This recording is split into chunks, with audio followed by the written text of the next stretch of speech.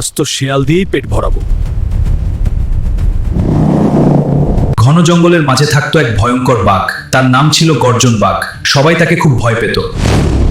আর একই জঙ্গলে থাকতো এক বুদ্ধিমান শিয়াল। তার নাম ছিল চালাক চাঁদু শিয়াল। সে শক্তিতে না পারলেও বুদ্ধিতে ছিল সবার সেরা। আমি এই জঙ্গলের রাজা, সাবা সাবা পচ্চা।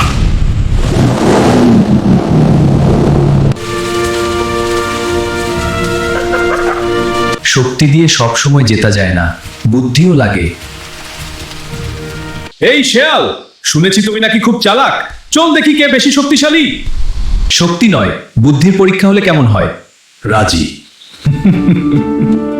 চলো গ্রামের পাশে যাই। সেখানে মানুষ আমাকে দেখে ভয় পায়। তোমাকে দেখে ভয় পায় অবাক।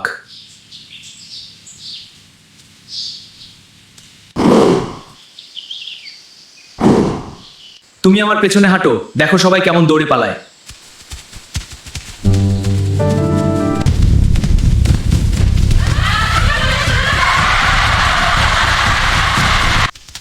ওহ, সবাই শিয়ালকে দেখে ভয় পাচ্ছে। মনে মনে হাসলো। না না, এটা কাকতালীয় হতে পারে। আরেকটা পরীক্ষা হবে। ঠিক আছে, তুমি ওই কুয়োর ভিতরে তোমার শক্তির গর্জন দেখাও।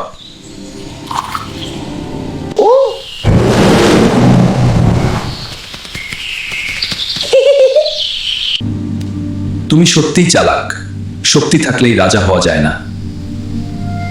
শক্তি আর বুদ্ধি দুটোই দরকার, কিন্তু অহংকার করলে কেউ টিকে ধৈর্য রাখতে পারে না।